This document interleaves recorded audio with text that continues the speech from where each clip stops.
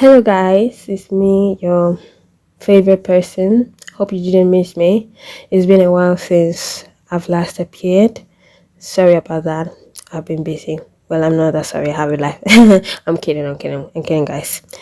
Okay, so today I'm just going to talk about some revelation that I got while reading my word. It's been a while actually since I got this, but I decided let me just give you some nuggets. Let me just bless you guys. Okay, with my divine wisdom, God given divine wisdom and knowledge. I'm kidding. I'm at the same time not kidding because I do have divine wisdom and knowledge.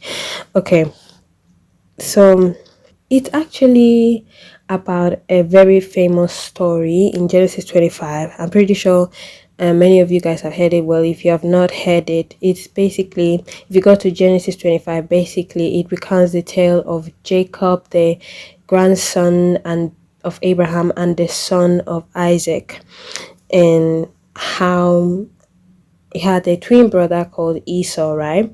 And how they were very different, and how Jacob was a guy who liked to stay at home, he was a guy for the house. Like, I can relate. I like to stay in my house. I'm not really the type of girl who's, going about.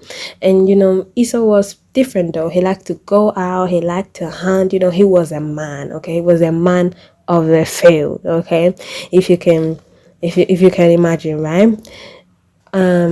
But you know, Jacob and Esau value different things. Like, Esau didn't really value the things of God very much.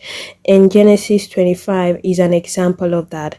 More specifically, Genesis 25, verse 29 till 34. Right, so let me read it. So Genesis 25, verse 29 goes, once when Jacob was cooking stew, Esau came in from the field, and he was exhausted. And Esau said to Jacob, let me eat some of that red stew, for I am exhausted. Therefore his name was called Edom. Jacob said, sell me your birthright now. Esau said, I am about to die. Of what use is a birthright to me? Jacob said, swear to me now. So he swore to him and sold his birthright to Jacob. Then Jacob gave Esau bread and lentil stew, and he ate and drank and rose and went his way. Thus Esau despised his birthright. Okay, so that's the story. So let me just summarize. So basically, Jacob was cooking some stew, right? And Esau was hungry. He just came back from hunting, right? And he was hungry, and he smelled the stew. And apparently that stew must have been like, I don't know what kind of stew Jacob was cooking, because it must have been good, because it was good enough for him to sell his birthright. Have you guys watched Narnia, the story where that you have the brother who literally betrayed his brothers because of what would they call it, Turkish traits, right? If you've seen the movie, you know what I'm talking about. Yeah, that's what Esau did, right? He gave up his birthright because of stew, right. So yeah, that's the whole thing. And basically, for some reason, the Holy Spirit was as I was reading, the Holy Spirit was highlighting to me red, right? Why is red so significant, right? And there is a connection between red, Esau, his birth is a whole thing. So if we go up in the chapter, we can see that when Esau's appearance is described, he is described as being ruddy. So he's redheaded, right? And there's a whole thing connected to that and what it means, and the Hebrew word actually is admoni, and the root word for admoni is adam, and it's a whole thing, but I don't want to get specifically into that. That would be for a separate video. But for this specifically, when it comes to the red that is used for red stew and the connection with Edom, and why Esau is also called Edom, and why his descendants are called Edomites, right? Is because it's a play on words. Let me explain. So red stew, okay, the red in red stew the Hebrew word that is used is Adam, right?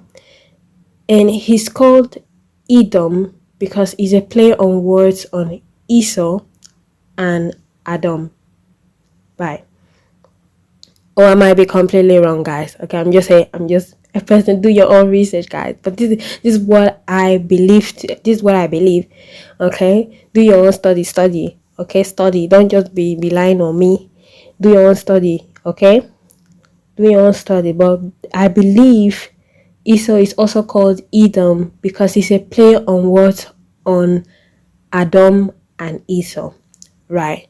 And one thing that stood out to me is that the word Adam was used as opposed to Adam because Adam, interestingly enough, also means red. So we all know Adam, right? Adam the man, or maybe you don't know anything about Adam. So Adam is the first man. Let me explain that. The first man that God created, he was called Adam, right? But Adam also means red. So that's very interesting, right? So Adam means both man and red. Well, so in my mind, I was questioning. I was wondering, okay, why did God choose the word Adam as opposed to Adam, right? Because he could have been like Edom, it could have been a play on words on Adam and Esau, and it could have been Edom, but instead he used Adam. And as I was meditating on this, this is the conclusion that I've come to, right? Guys, again, disclaimer, do your own research, okay? Ask God for yourself, okay? But the reason I believe Adam is used is because the word Adam as opposed to Adam is a more passive word.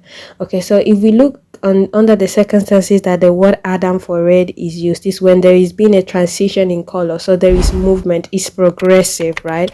Whereas Adam is more stagnant, nothing is more passive, nothing much happens. And I think it's a foreshadowing and a reflection of the nation of Edom. Yeah, so I feel like it's supposed to be a representation of that. So I believe that is the connection there. So that is what I think, right?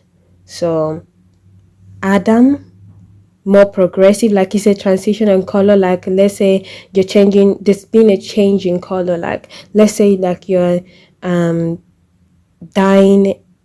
a white shirt from white to red, then the word Adam is being used. There is a transition, it's progressive, there is movement, there is change, there is flow, right?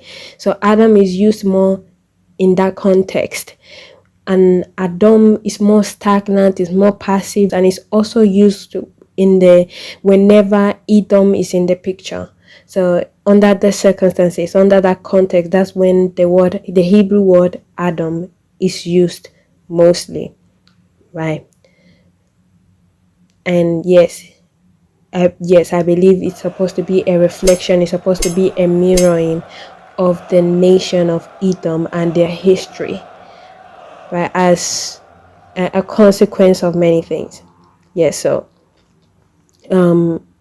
yes, as a consequence of perhaps Esau's decisions, and it's just a reminder that our actions don't just affect us, but also affect the generations that are to come from us, that are to proceed from us. So don't sell your birthright for steal. Yeah. So that's it. Hope you were blessed. And bye bye.